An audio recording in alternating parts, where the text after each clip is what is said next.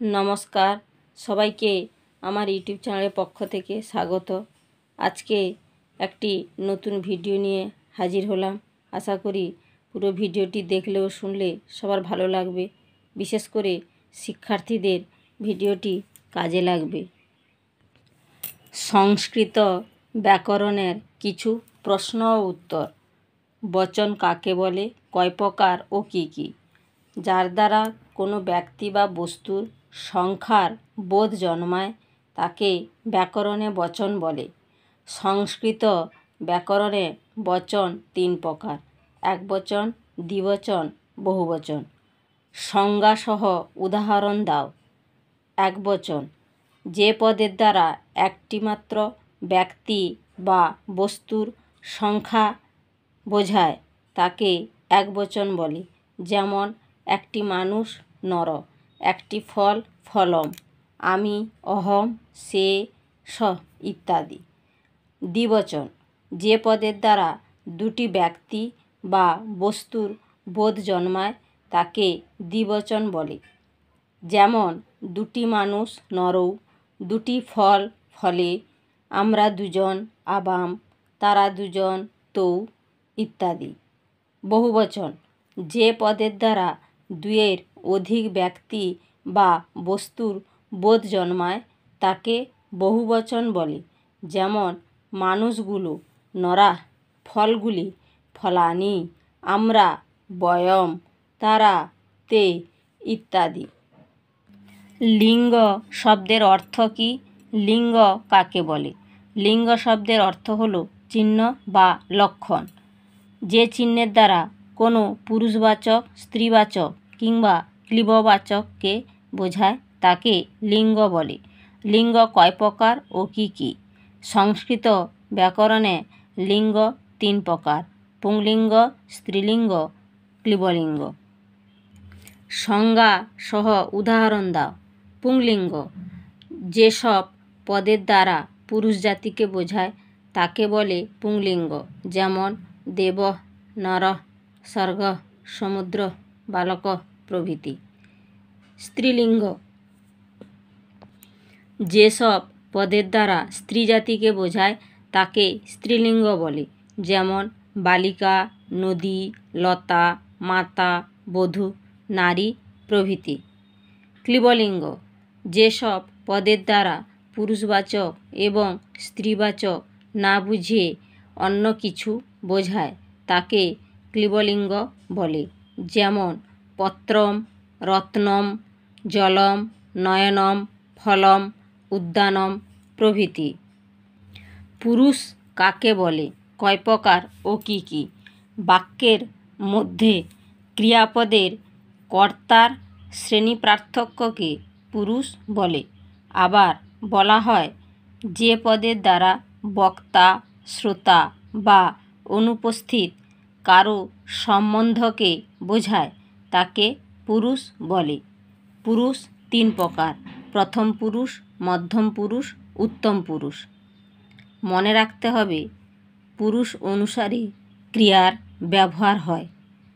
কর্তৃবাচ্যে কর্তা অসমত শব্দের হলে ক্রিয়াপদের উত্তম পুরুষ হয়। কর্তৃবাচ্যের কর্তা যুষ্মৎ শব্দের হলে ক্রিয়াপদের মধ্যম পুরুষ হয়।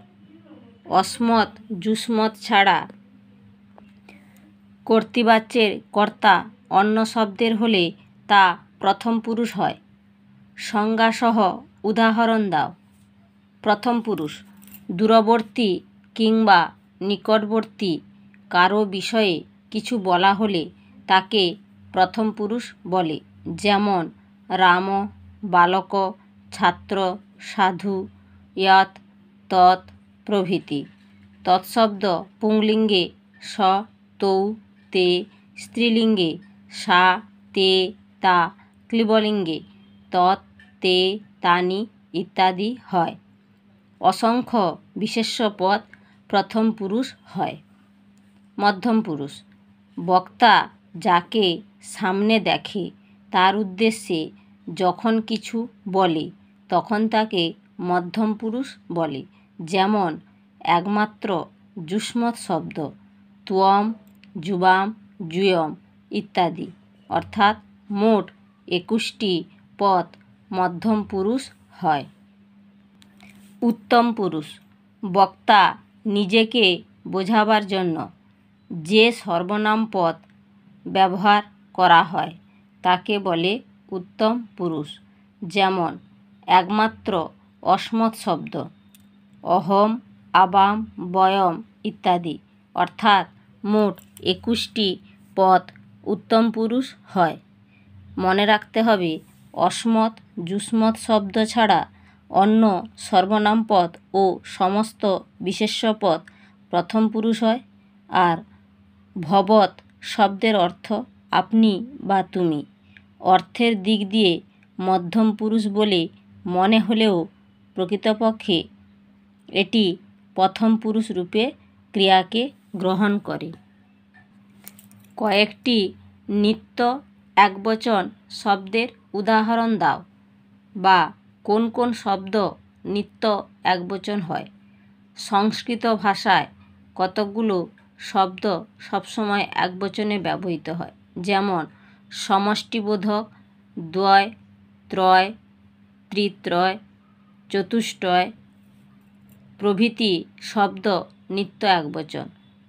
পুষ্পদ্বয়ম, মুনিত্রয়ম, চতুর্যুগম, শিক্ষকত্রয় প্রভৃতি।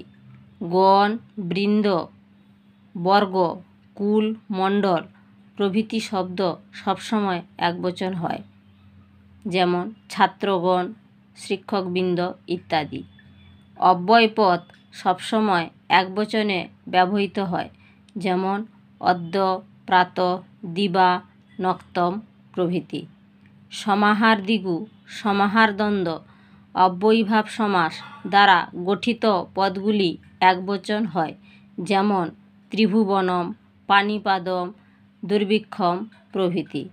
শত, সহস্র, লক্ষ প্রভৃতি এবং ঊনবিংশতি থেকে নবনবতি পর্যন্ত সংখ্যাবাচক শব্দ বিশেষণ হলে নিত্য একবচনের ব্যবহার হয়।